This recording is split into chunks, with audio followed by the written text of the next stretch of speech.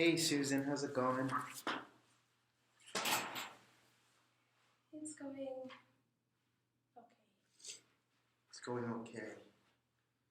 Is there any reason it's going okay? You seem kind of upset, like your mind is troubled. Same old thing, Nothing has really gotten any better. Have you talked to David at all? Have you said anything to him? Has he opened up to you a little bit, maybe? There's still no communication. Would you say we've been having these sessions for a while now? Would you say it's been getting better or it's been getting worse? It's pretty The same? Yeah. So no progress. And Susan, last time we spoke, we said that we would try to work on David and see if we can get him to open up a little bit. And if that doesn't work, we're just going to switch our attention completely over to you and try to work on what doing the best thing for you out of this whole situation is. How are the kids handling it? How's it going with the kids? They don't like not having their dad around. How does Luke, your 12-year-old son, how does he deal with it?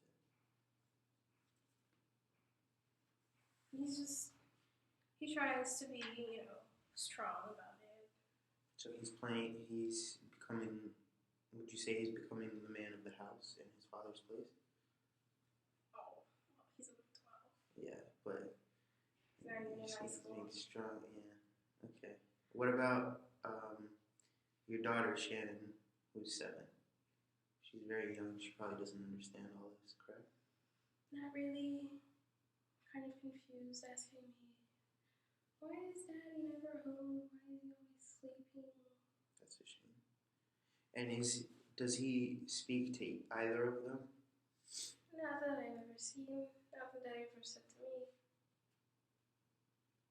Do you know which one of the two he's closer with? I would say that he was pretty close to both of them. They're both his kids. Yeah. So equally close. Now, you said his sister Lily, who lives in England. You said it during our last session that you were gonna attempt to get in contact with her and sort of speak to her and see what her whole take on it is, and maybe try to get her to come here. How did that go? I was able to call her. She's not able to come down, and she's just as baffled and puzzled as I and everyone else is about him. Now, did you explain to her how the marriage is beginning to deteriorate because of this? Did you explain to her that, hey, there might be a day where you won't be my sister-in-law anymore if this continues? Not with those words. You didn't use those words.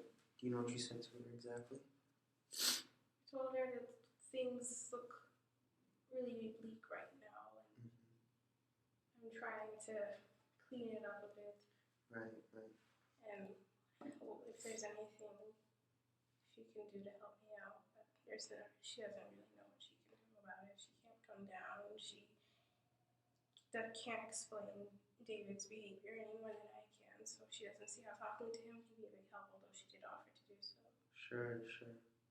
And did she speak with him, or she just offered? She offered. I really doubt that she'd be able to get to him. Right. You said she spoke with him before and it didn't really help. And have you talked to his brother Edward at all? Not really. I don't really talk too much. They're not that close. Me? No. Edward and his brother. Oh, close as any brothers are, I guess. But you don't think they speak right now? You think he just shut everyone out of his life?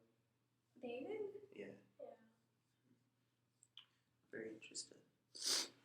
So now, Susan, it seems to me that throughout this whole situation, you seem to be coming out stronger, in the sense that you're sort of taking a proactive role. You're becoming the mother and the father in this nuclear family, or what was.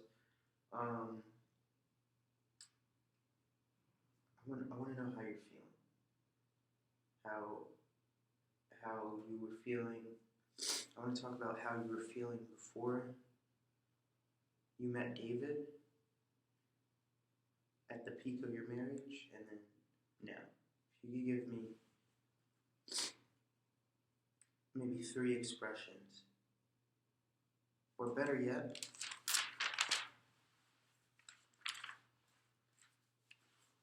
if you could write down for me, let me just get home.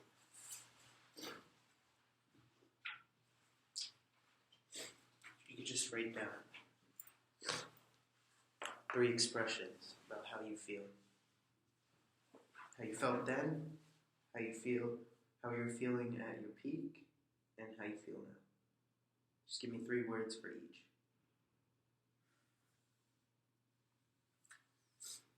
Before I met him, Before you met him, at the height of your marriage, and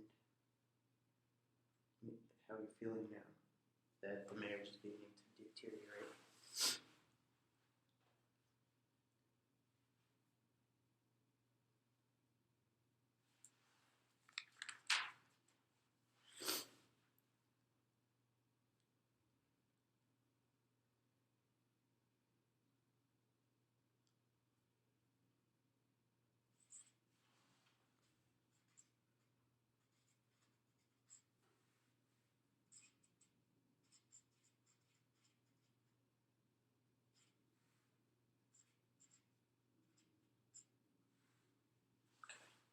You all set?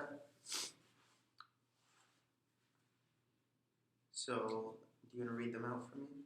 Before you met him, how did you feel? ordinary, In the sense that you were just a regular girl.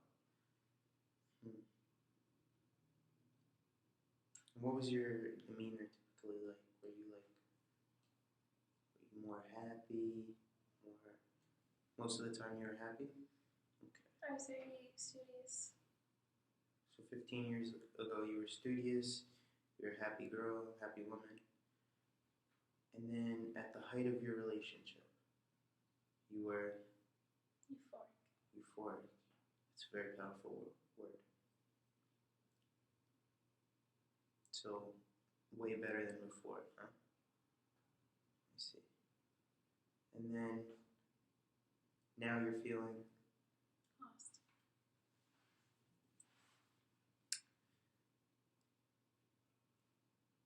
it's powerful. Lost. Your whole world is shattered. Huh? Now, I want you to take this pen and I want you to write down a 4th word. How you think you'll be feeling a year from now, 5 years from now, and 10 years from now. How should I know? Just whatever goes through your mind. I If mean, your it really relationship- depends on quite a lot of things. Yeah, if your relationship gets fixed, let's say your ideal situation. Don't tell me what it is. Just write down what comes to mind for each.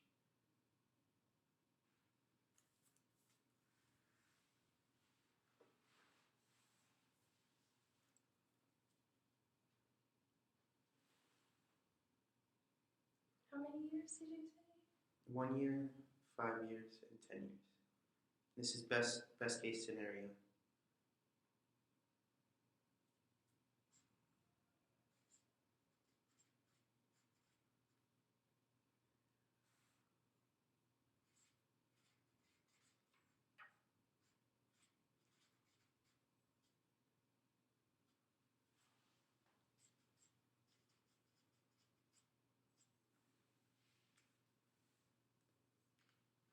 Confident, happy, and proud. And that's for 1, 5, and 10. So let's talk about confident. Right now, you would say you're not confident?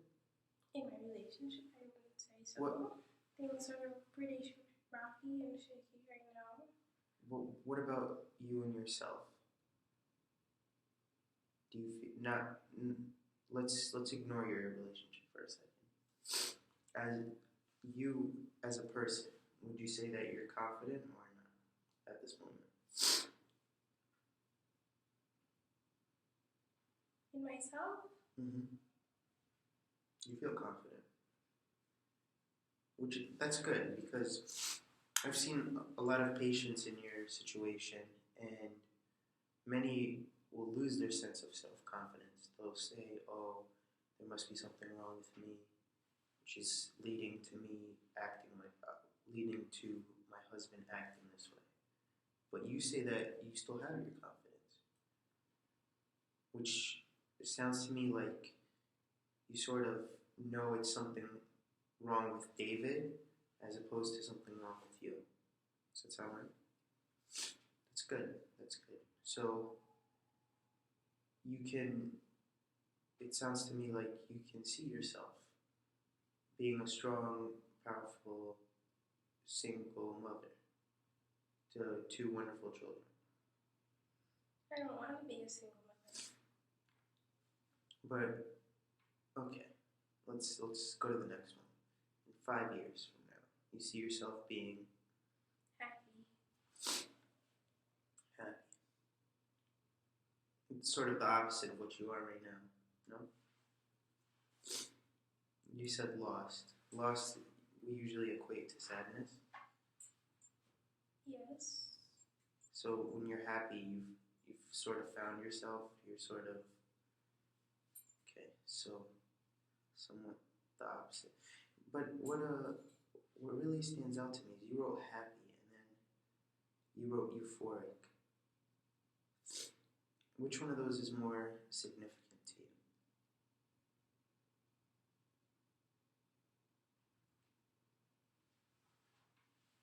Significant in what way? In that, why did you use euphoric for one and happy for the other? Well, you said for euphoric at the peak. Yes. So when it was, most happy Mm-hmm. and Oh, most so just perfect. really, so you mean it as in really happy? Right. Okay. So, alright, I understand. And then for 10 years, it was proud? Proud of what? When you're done, What you've done? Would you say you're proud of yourself right now? Yeah. So just more proud, pretty much. Now, not in a prideful way, just, looking back at my life, reflecting. thinking, I did well. Great. So now these 3 words, I told you to think of your ideal situation, right? What was the situation you had in mind when you thought of these? Where everything is back to normal and I'm not lost.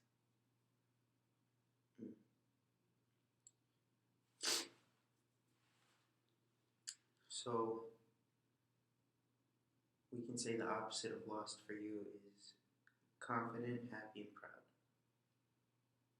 Okay. And without David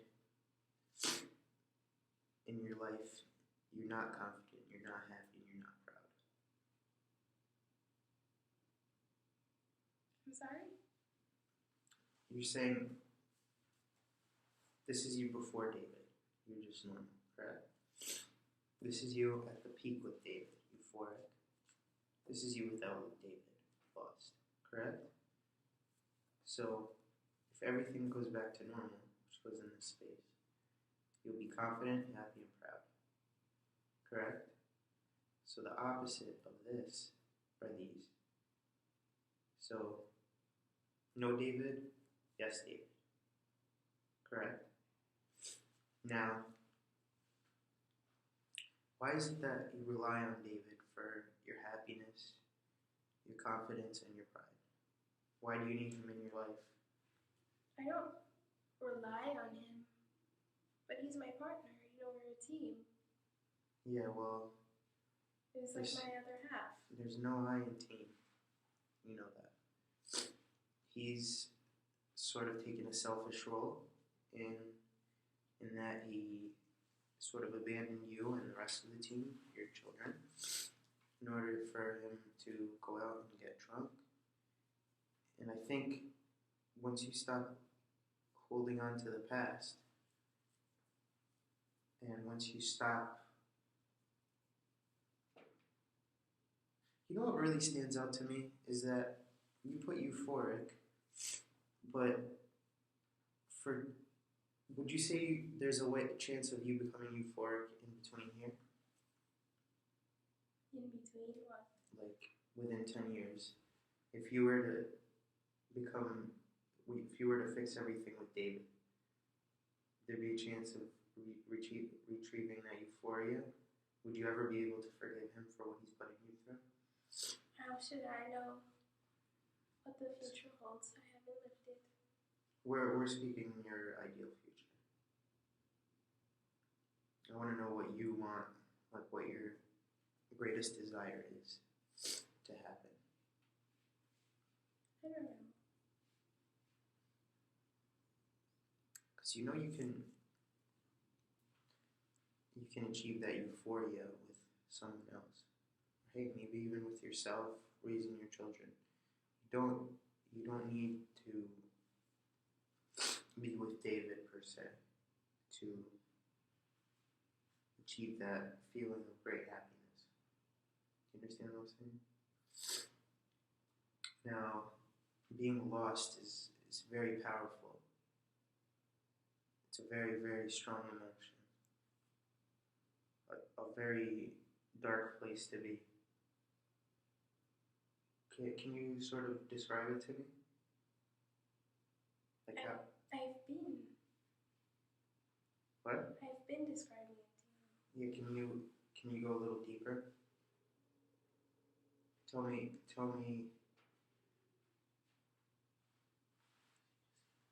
am I gonna phrase this? Tell me how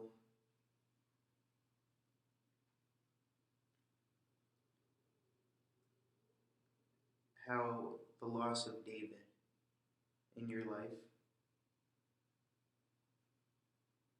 how that affects your daily feelings, your daily life, like how different you feel.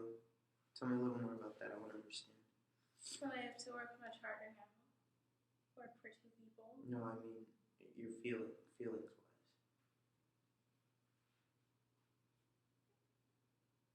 I feel like I've lost something important and precious to me. And that I should be able to get it back. Not that it's been stolen, it's just missing. And I need it back. You understand? Mm-hmm.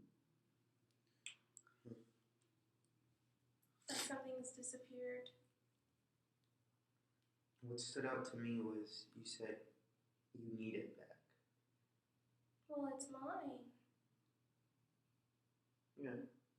But sometimes if a robber breaks into your house and steals something of yours, you want it back. But it wasn't stolen from me. He said it wasn't stolen. Mm-hmm. David stole it from you himself. Because he has the option to give it back to you, and he's choosing not to. And we've been reaching out to him for about a month now. No response. So it sounds to me like it's stolen, and he doesn't want to give it back to you. Now, what we need to work on is, you're saying I need it back. I think you need it back, but in reality, it's just a want. It's not a necessity. You, for this past month that you've been seeing me, you've grown and you've been becoming stronger as a single mother, taking the role of a mother and father, and supporting an alcoholic husband as well. He doesn't work, he doesn't do anything. You're supporting him, you're supporting the children. And hey, you're still coming to find time to see me every week. It's impressive, it really is. And it's uncomfortable for me as a counselor to see someone, a great person I'm working with, being put in this situation where not only do you have all this extra work to do, but you're unhappy. You tell me you're lost. That doesn't sound too good to me. What I think we should do is we need to start. You told me, you know how you told me your ideal future was with David back in your life, with everything back together, how it was. What I think we need to work on is having your ideal future be about you and your children. And that's all. In 10 years,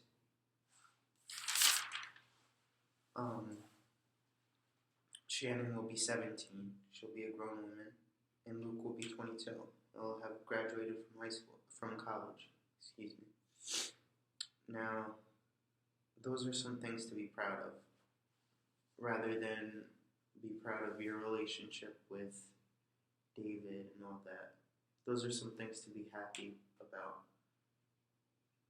Those are some things to give you confidence about, rather than being confident. You can be confident that you raised them as a great mother. Do you understand what I'm saying? Now, what I think is, I have an exercise for you.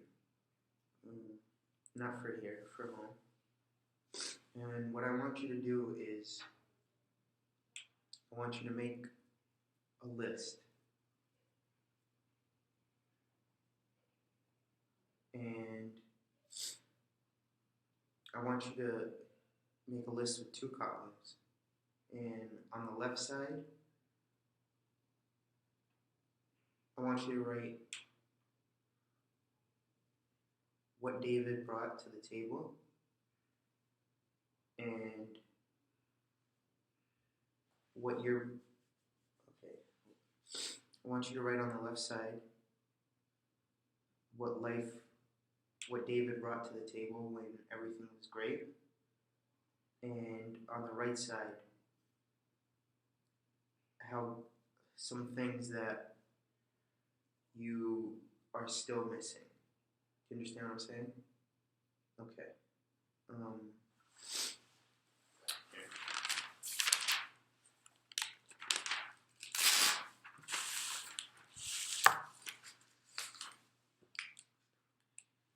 Okay, so we're going to make a list.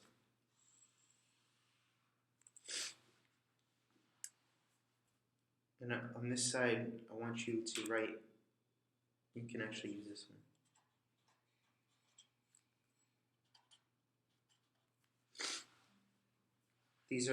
I want you to write the best things in your life with David on this side, okay?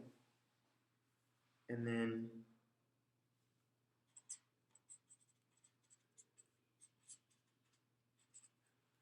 without David on this side. And then on the back, I want you to write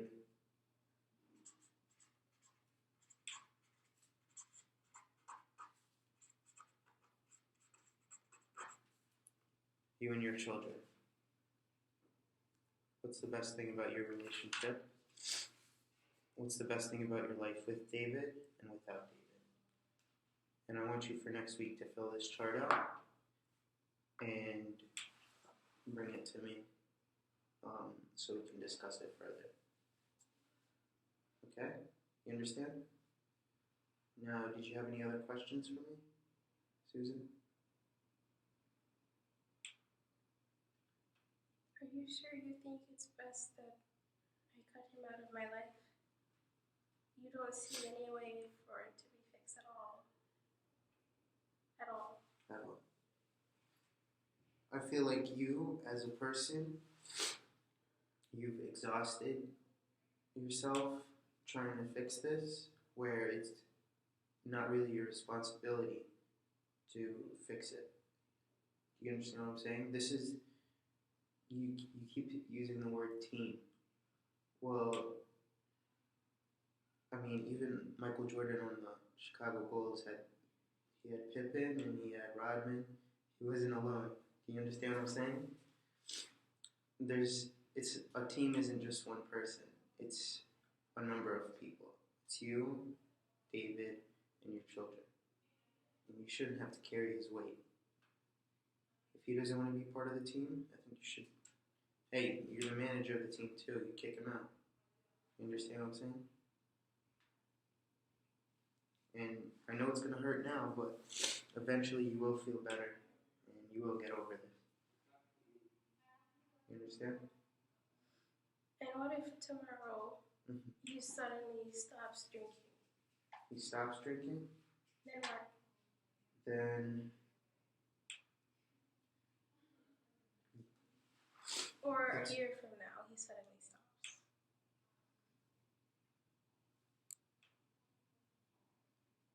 well, a year from now, you'll. What did you say? You'd be confident. You'll be. I feel like you would be happy. This is what I envision. You'd be happy. You'd be dating, and that's a discussion you need to have with yourself at that point, where you can be like, okay, I went through all this pain, and I finally got over him, and now he's over his little stump, and he wants to fix everything. Do I want to put myself through that, knowing that, hey, I'm gonna be in this. I might be in the same situation I was in a year ago, where he's drinking all the time, he's not talking to me, and I'm miserable. I'm lost. Do you want to be? You have to ask yourself, do I want to be lost again or not? You understand? Now, I personally, if it's realistically, it's only up to you. It's whatever you choose, and whatever you think is best for your children as well. You understand what I'm saying? Yeah, it's completely up to you. Do you think he ever will be fixed? He ever will change? I don't know. Me neither. I doubt it, to be honest with you, though. Any other questions?